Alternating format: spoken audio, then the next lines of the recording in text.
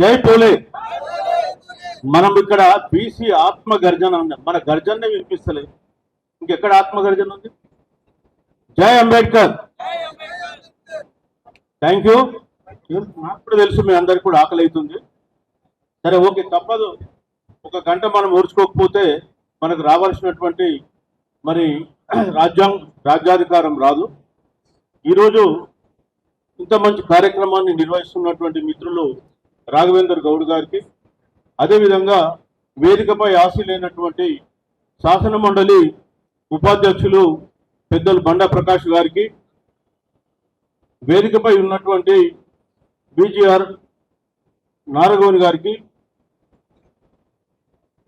మా మిత్రుడు నాకు ఎంఏ ఎడ్యుకేషన్లో క్లాస్మేట్ ఆకుల నరసింహ గారికి, బండి సాయన్న గారికి, పల్లె రవణ గారికి, పాలకూరి అశోక్ గౌడ్ గారికి, అదేవిధంగా కత్తి స్వామి గారికి, గుజ్జ సత్యం గారికి, ఈశ్వరమ్మ గారికి, బొంగు ప్రసాద్ గారికి, అదేవిధంగా ఈ కార్యక్రమంలో పాల్గొంటున్నటువంటి చామకూర రాజు గారు, కేవి గౌడ్ గారు, నాతో వచ్చినటువంటి మా బీసీ ఇంటలెక్చువల్స్ ఫోరం సంబంధించిన సభ్యులు చాలామంది ఉన్నారు. మనోహర్ గారు, అదేవిధంగా ఎర్రమాద వెంకన్న గారు, తర్వాత మా లింగేష్ యాదవ్ గారు, చాలా మంది పెద్దలందరూ ఉన్నారు. వారందరికీ కూడా నా యొక్క నమస్కారాలు.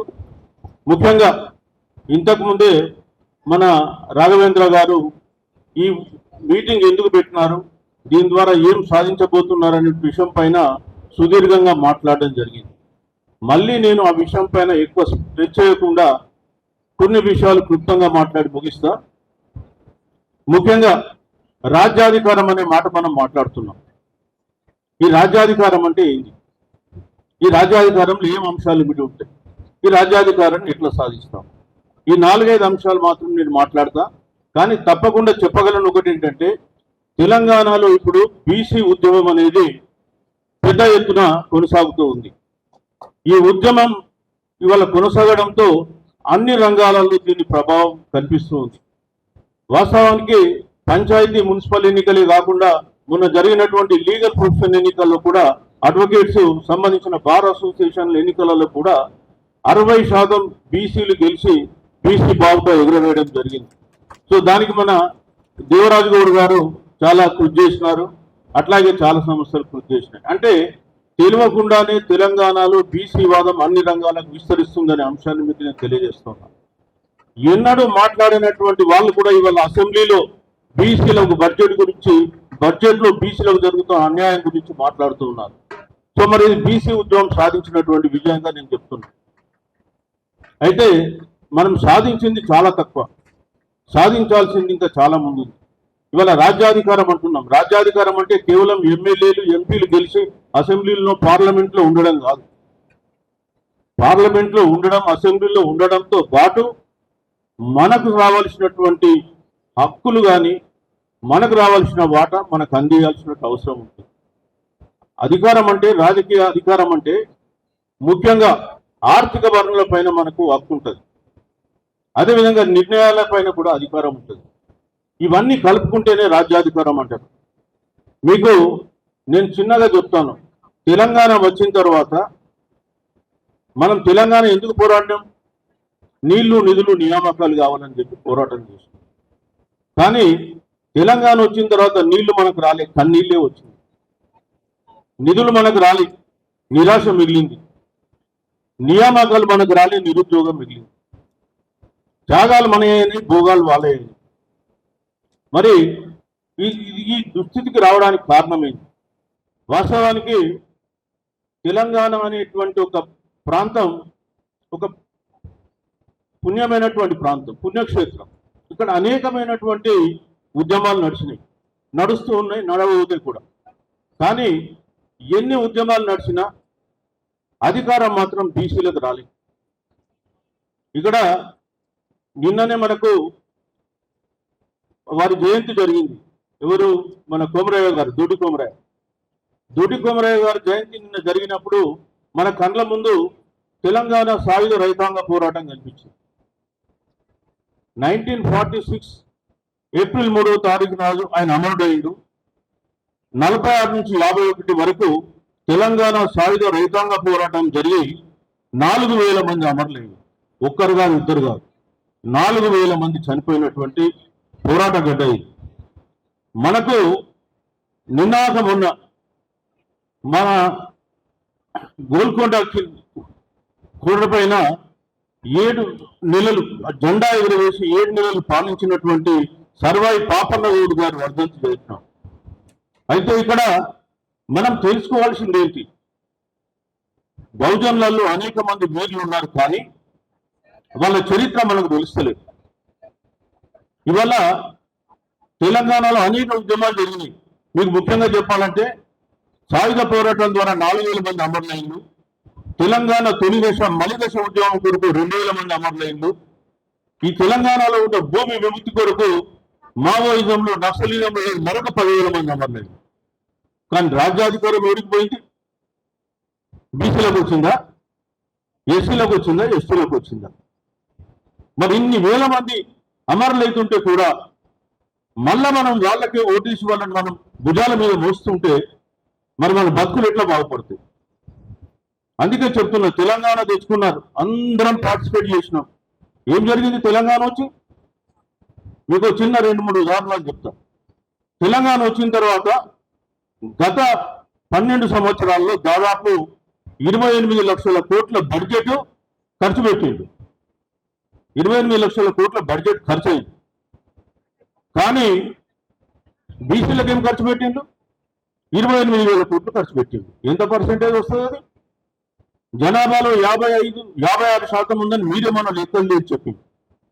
అంతకుముందు కేసీఆర్ గవర్నమెంట్ 61% చెప్పింది. 61% జనాభా మొన్న జరిగిన లెక్కలలో 56% చేసింది.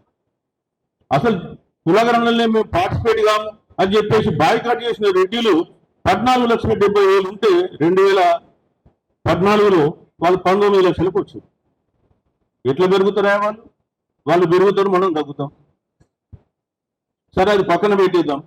ఇక ఖర్చుకు వచ్చేస్తే 28 లక్షల కోట్ల ఖర్చు పెడితే మన కొరకు ఏం చేసిందా వాళ్ళంటే 28,000 కోట్లు. అవి ఎందుకు పెట్టిండ్రు? పిల్లల హాస్టల్స్ కొరకు, స్కాలర్షిప్ల కొరకు పెట్టిండ్రు. ఇవాళ తెలంగాణ రాష్ట్రంలో 56% ఉన్నటువంటి బీసీలు ప్రతి రంగంలో కూడా వివక్షత ఎదుర్కొంటున్నారు. ఈ బడ్జెట్ ఒక ఉదాహరణ చెప్తున్నా. అదేవిధంగా మీకు ఇంకొక ఉదాహరణ, ఈ ప్రభుత్వం వచ్చినాక గత 2 ఏళ్లలో అంతకుముందు బీసీ కార్పొరేషన్లని 2017లో ఒక ఎంబీసీ కార్పొరేషన్ ఏర్పాటు చేసింది అప్పుడున్న గవర్నమెంట్. మేము అన్ని గవర్నమెంట్ తిడతామండి, ఈ యొక్క గవర్నమెంట్ మాకు ప్రేమగా వేదిక మీద ఎవరున్నా సరే. 2017లో ఎంబీసీ కార్పొరేషన్ ఏర్పాటు చేసి 2015 నుంచి 23 వరకు 3,850 కోట్లు అలాట్ చేసి ఖర్చు పెట్టింది ఏంటంటే 17 కోట్లు. అది కూడా జీతాలకు. మరి మీరేం భారీ ఖర్చు పెట్టిందో చూసారా? ఇరిగేషన్ కొరకు ఒక్క ఇరిగేషన్ సెక్టార్లో 2014 నుంచి 23 వరకు 1,86,000 కోట్లు ఖర్చు పెట్టింది. 1,86,000 కోట్లు. మనకు వచ్చేస్తే ఎంబీసీ కులాలకు 17 కోట్లు. అంటే పాలకులకు బీసీలు అంటే ఎట్లాంటి చూపు ఉందో మీకు చెప్తున్నాను. ఇక ఆ గవర్నమెంట్ పోయి ఈ గవర్నమెంట్ వచ్చింది. వీళ్ళు గత 2 ఏళ్లలో ఎంబీసీలకు 800 కోట్లు ఇస్తే 8 రూపాయలు కూడా ఖర్చు పెట్టి 8 పైసలు కూడా ఖర్చు పెట్టి. అట్లనే బీసీ కార్పొరేషన్లకు 1,363 కోట్లు ఈ 2 సంవత్సరాల్లో ఇచ్చి పెద్ద గుండు సున్నా చూపించినటువంటి ప్రభుత్వం కాంగ్రెస్ ప్రభుత్వం. మరి మనం ఇక్కడ 42% రిజర్వేషన్ గురించి, 42% రిజర్వేషన్లు చాలా మంది చాలా రకాలుగా మాట్లాడింది. కానీ అల్టిమేట్గా ఏం జరిగింది వల్ల? అది 9వ షెడ్యూల్లో పెడితే తప్ప మనకు రక్షణ రాదు. సరే, అది 42% రిజర్వేషన్లు ఈరోజు ఇక్కడ రాష్ట్ర ప్రభుత్వం బిల్లులు పాస్ చేసింది, గవర్నర్ ఆమోదం ద్వారా కేంద్రానికి పోయింది. ఎందుకు 42% రిజర్వేషన్ మనకు కావాలి? మనం 56% ఉన్నాం. సరే, 56% పబ్లిక్, 56% రిజర్వేషన్ మన జనాభా దామాషా ప్రకారం కోరుకున్నా మనకు తప్పు లేదు. కానీ ప్రభుత్వం ఒక మాట కామారెడ్డి డిక్లరేషన్ అని పెట్టి అప్పుడున్న కాంగ్రెస్ ప్రభుత్వం 42%, అంటే ఇప్పుడున్న కాంగ్రెస్ ప్రభుత్వం ఇస్తామని చెప్పినారు కాబట్టి దానికి స్టిక్ అని వారు ఇక్కడ నుంచి పంపించేసి చేతులు దులిపేసుకున్నారు. తర్వాత కేంద్రం మీద ప్రెషర్ లేదు. కేంద్రం గవర్నమెంట్ ఏం చేస్తుంది, అడగకుండానే ఈడబ్ల్యూఎస్ రిజర్వేషన్లను తీసుకొచ్చేసింది. ఇవాళ తెలంగాణలో ఉన్న బీసీలు వాళ్ళ పరిస్థితి ఎట్లుంటుందో చెప్తాను. ఇప్పుడు జనాభా దామాషా ప్రకారం ఎస్సీలకు వాళ్ళ రిజర్వేషన్లు ఉన్నాయి, ఎస్సీలకు వాళ్ళకు జనాభా దామాషా ప్రకారం రిజర్వేషన్లు ఉన్నాయి. ఓసీలకు కూడా 10% లేని వాళ్ళకు 4% ఉన్న వాళ్ళకు 10% రిజర్వేషన్లు ఉన్నాయి. మరి 56% ఉన్నటువంటి పబ్లిక్ ఏం రిజర్వేషన్ ఉంది? 29% ఇస్తున్నారు ముస్లింలు కలుపుకుంటే. అందుకనే బీసీ పిల్లలకు ఉద్యోగాలు వస్తలేవు. అదే మా పిల్లగాని అయిపోయిన ఇంజనీరింగ్ అయిపోయింది, పీజీ అయిపోయింది, ఉద్యోగం వస్తలేదంటే ఎట్లా వస్తుంది? అసలు అక్కడ ఉండ కదా ఉద్యోగాలు. ఆ ఉన్న ఉద్యోగాలు కూడా లేని వాళ్ళు కొట్టుకొని పోతున్నారు. 10% లేని వాళ్ళు ఆ ఉన్న ఉద్యోగాలలో 50% కొట్టుకొని పోతుండ్రు. మన అశోక్ కుమార్ కూడా ఆయన తెలుసు గ్రూప్ 1లో ఏం జరిగిందో. మళ్ళీ మనం 42% కోట్లు స్టే ఇస్తే కూడా ప్రజల్లో అంత స్పందన లేకపోతే మరి పాలకులు ఏమనుకుంటారు? అందుకనే బీసీ ఉద్యమాన్ని గడప గడపకు తీసుకుపోవాల్సినటువంటి అవసరం ఉంది. ప్రజలకు కూడా వాస్తవాలు తెలియజేయాల్సినటువంటి అవసరం ఉంది. ఇక్కడ నిధులు లేవు, నియామకాలు అసలు లేవు తెలంగాణ వచ్చిన తర్వాత. అదేవిధంగా రాజకీయంగా మనకైతే పదవులు ఉంటూ ఉండవు. తెలంగాణ రాకన్నా ముందు 23 మంది ఎమ్మెల్యేలు ఉంటే ఇప్పుడు 19 మంది మనకు తెలిసిండు. మళ్ళీ మనకు జూబ్లీ తెలిస్తే 25. అంటే నిధులు లేవు, నియామకాలు లేవు, ఉద్యోగాలు లేవు. కానీ తెలంగాణ ప్రజలు మాత్రం వాళ్ళు ఇచ్చేటువంటి సబ్సిడీల మీద, రాయితీల మీద బతకాలి. అందుకే ఈరోజు తెలంగాణలో బీసీ ఉద్యమం అనేది మళ్ళీ బలపడుతుంది. మిత్రులారా, మనం ఒకటి చెప్తున్నాను, మనకు రాజ్యాధికారం రావాలంటే ఒక 4-5 కంపల్సరీగా ఉండాలి. ఒకటి ఏంటంటే మనకు సాంస్కృతిక పునరుజ్జీవనం జరగాలి. మన చరిత్ర, సంస్కృతి ఏంటో మీకు తెలుసుకోవాలి. తెలుసుకోకపోతే మీకు మళ్ళీ రాజ్యాధికారం రాదు. ఇవాళ మీకు తెలంగాణ ఎట్లా వచ్చిందంటే ఆంధ్ర వాళ్ళు మనం ఏలని చేసింది, వీళ్ళకి చరిత్ర లేదు, సంస్కృతి లేదు, భాష లేదు. అంటే అప్పుడు మన తెలంగాణ పండుగలు, బతుకమ్మను బయటకు తీయడం, తెలంగాణ చరిత్ర బయటకు తీసి మేము మీకేం తీసిపోమని చెప్పేసి తెలియజేయడంతో ఒక ఆత్మగౌరవం నిండి తెలంగాణ కొరకు పోరాటం చేసింది. అట్లనే ఇవాళ తెలంగాణ అమరవీరులకు చరిత్ర బయటకు తీయాల్సిన అవసరం ఉంది. తెలంగాణలో అనేక మంది వీరులు ఉన్నారు. అది మనం పండగ సాయన కావచ్చు, కుమరం భీము కావచ్చు, అదేవిధంగా ఇంతకుముందు మాట్లాడినటువంటి మన దొడ్డి కుమరావు కావచ్చు, అదేవిధంగా గోల్కొండ వెళ్ళినటువంటి సర్వాయి పాపన్న కావచ్చు, వీర మల్లేశం కావచ్చు, ఇట్లా చాలా మంది ఉన్నారు. చాకల ఐలమ్మ కావచ్చు. మరి వీళ్ళందరి చరిత్రలు తెలుసుకోవాలి.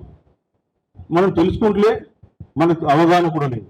మీకు చిన్న ఉదాహరణ చెప్తే, ఇదే తెలంగాణలో మనకు అందరికీ తెలుసు జలియానా వాలాబాగ్ ట్రాజెడీ. అంటే జలియానా వాలాబాగ్లో ఏం జరిగింది అమృత్సర్ దగ్గర అని తెలుసు. కానీ తెలంగాణలో జలియానా వాలాబాగ్లో ఎన్ని జరిగినాయి అనేది ఏమిటి తెలియదు. ఇవాళ మీకు బైరాన్పల్లి అని ఉంది.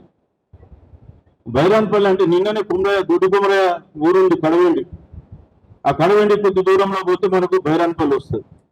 బైరాన్పల్లిలో ఆగస్టు 18, 1948 తెలంగాణకు స్వాతంత్రం అంటే భారత యూనియన్లో కలిసింది సెప్టెంబర్ 17, 1948. అంటే అంతకన్నా ముందు ఒక 20 రోజుల ముందు రజాకర్లు బైరాన్పల్లి ఊరును చుట్టుముట్టి 1100 మంది రజాకర్లు ఆ ఊర్లో ఉన్న కనిపించిన వాళ్ళని కనిపించినట్టుగా కాల్చేసి ఆ శవాలను తీసుకొచ్చేసి గుట్టల్లాగా పేర్చి ఆ శవాల చుట్టూ ఆడవాళ్ళందరినీ పిలిపించి బట్టలు ఇప్పించి వాళ్ళు నగ్నంగా చుట్టూ బతుకమ్మ ఆడించినటువంటి రోజు.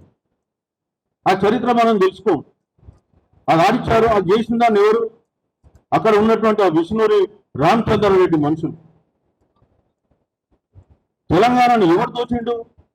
అటు నిజాం కంటే ఎక్కువ కూడా ఇక్కడ ఉండేటువంటి దేశ్ముఖులు, దేశపాండేయులు, ఈ పట్వారీలు, అదేవిధంగా జమీందారులు, జాగీర్దారులు. మళ్ళీ వాళ్ళు ఏం చేస్తున్నాం, మనం వాళ్ళకే ఓటేసి మన బుధాల మీద మళ్ళా మోస్తుంది. ఎవరు తెలంగాణలో బీసీల క్షేత్రం? మనను చదువుకోనియకుండా, ఆర్థికంగా ఇవ్వకుండా, మన సంపదను దోసి, మనకు అభివృద్ధికి అడ్డుపడ్డాడు, మనకు అధికారం లేకుండా చేసినాడు, వానికి మనం ఓటేసి మళ్ళీ వాళ్ళ రాజ్యాధికారంలో తీసుకొస్తున్నాం. అది మనం ఆలోచించుకోవాల్సిన అంశం.